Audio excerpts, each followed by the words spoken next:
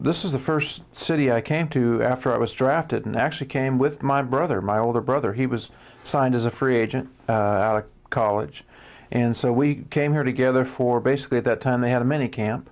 And it was, I think, 10 days or a couple weeks of just them getting to know what the players were all about. And then they separated us, and I ended up, along with my brother, going down to Bradenton, Florida, which was rookie ball. And most of the older players stayed here in Jamestown to continue. You walk into is Olympic Stadium? Yes. First time. That's day one of your major league career. What'd you think? It was overwhelming to me. We were in the middle of a pennant race in 1992. I mean, we were right there with the Pirates, and there were 45,000 people packing that place. It was an amazing time. We ended up falling short, but it was a great experience. You had a chance to have as your battery mate in your early years of Montreal, Gary Carter. I was a starting pitcher for Gary's last game, and I asked him before the game if I could have a ball. And so the first pitch that I threw, he rolled it out to the bat boy. And after the game, he signed it with a personal message to me. It was special. I mean, it really was. I mean, for him to do that, here's a guy played for, what was it, 22 years, and here I'm just this young kid, young punk coming along. But he cared enough about me and to help me along, and that was something that he did. I thought it was great. I didn't know how I was going to do it, but it was just... Field, or a funny thing that happened to you, or an embarrassing thing that happened to you? I remember my very first Major League spring training. Here I am at, man, how old was I? 19, maybe? Mm-hmm. And I'm there with, you know, Tim Wallach and Tim Raines and Galarraga and all these guys. And I'm pitching, and I'm actually, it was odd, but I get a chance to hit in spring training. And we're playing, I think it was the Phillies. Larry Anderson is pitching, and Larry throws nothing but sliders. And so Dutch Rennert is behind the plate, umpiring. And we get, the count is, I think the count is 2-2, whatever it is. I've got 2 strikes on me. And Larry, of course, throws me a slider. I didn't know at the time that was all he threw, but I see the pitch. I know it's a strike. And Dutch would scream everything, whether it was a ball or a strike. He was just loud. So he screams, and I'm walking back to the dugout, and I notice people are kind of laughing, people in the stands, and Tim Raines is on deck. And I get to where he is, and I look up, and he goes, Bot. He goes, "You're still up." I go, "What are you talking about?" He goes, "That was a ball." So people are laughing. I've got to walk all the way back. And as I'm digging into the box, Dutch says, "You let me call the balls and strikes, boy." Next pitch, I look at it, strike 3. But I waited. I wanted to make sure. So that was a little embarrassing right off the bat, but it was good, all in good fun. Dutch was great. When I came up as a relief pitcher in 1996, I was actually closing games in Des Moines. I was almost out of the game. I was about ready to take a job in Taiwan until the Cubs came and rescued me. They turned me into a closer in AAA and saved 18 games in like 6 weeks or something like that. And so went up with and I'd been a starter my whole career. And went in there as a reliever, very aggressive mentality. Pitched well. I mean, I pitched in the time I was there from June, maybe 10th or something, the rest of the season. I had to have pitched in probably more games than a reliever. I think I ended up with 70 some odd innings and an ERA below 3, I think 2.6 or something like that. And then the next year I had another good year. So I had 2 very good years there. And that happened because the mental started coming along with the physical, and then got to St. Louis and it started getting better.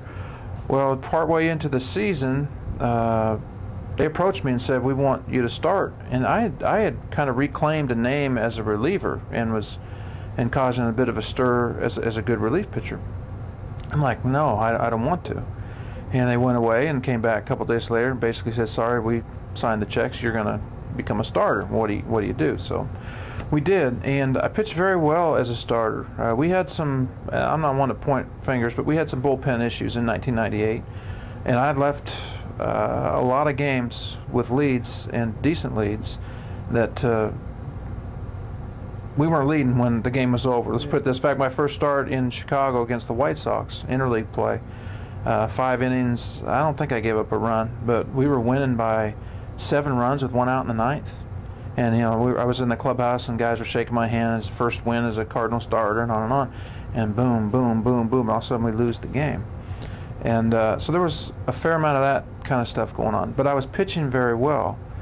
I remember in spring training that year, I made a comment, and I wasn't one to speak out a whole lot, especially in the newspaper. And I basically told somebody, I knew I was fighting for a job even though I'd pitched well. And I just made a comment to a writer. I said, if I am allowed to start, if I make this rotation, I'll win 15 games for this team.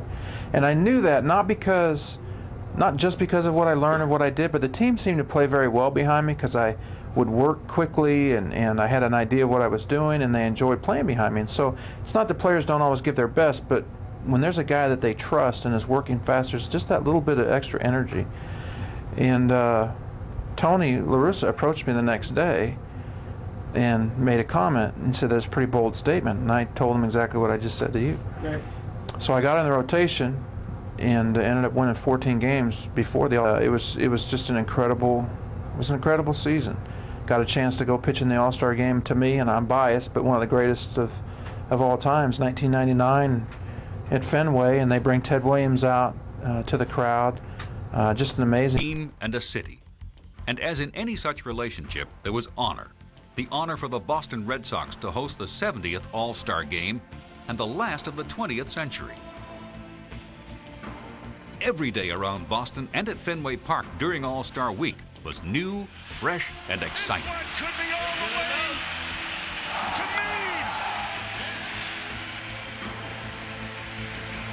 Meade. The All-Star game shared top billing with another Ted Williams flair for the dramatic. That came when he was introduced as a member of the All-Century team. Please welcome the greatest hitter that ever lived, number 9, Hall of Famer, baseball legend, Ted Williams. Although he played in a different era, during a time when ball players left their gloves on the field between innings, the 1999 All-Stars, knowing they were in the presence of a legend, spontaneously yet reverently approached the greatest hitter who ever lived. It was obvious that Ted Williams basked in the moment. It turns out that John Updike was wrong. Gods do answer letters.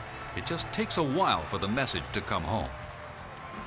It was just a very, very proud moment to be part of baseball in Boston.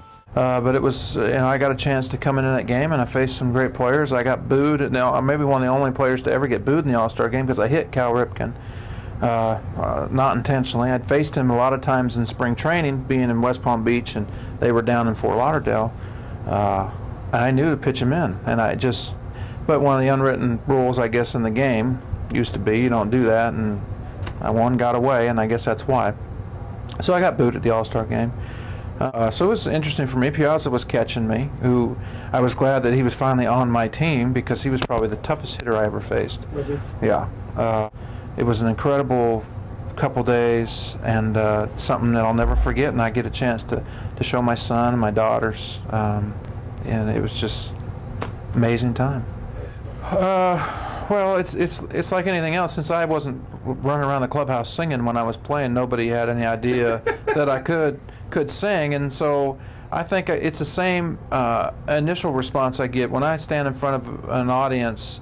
You can tell some people are just anticipating, some people are a little nervous, they're wondering what's going to happen, and I get that from some former teammates. But I was just in Philadelphia this last week doing a faith night at the ballpark, and John Smoltz was one of the guys that was sharing his testimony. And I knew John from playing against him in spring trainings, and he was floored. He didn't know that I was singing. Work as hard as any artist you've ever had, or harder.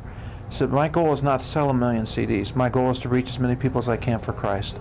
If that means God is going to allow me to sell tons of CDs, then hey, hallelujah, we're going to reach more people because the gospel message is actually on my CDs. Are the lyrics back in the game, is that autobiographical? It is. I am saved,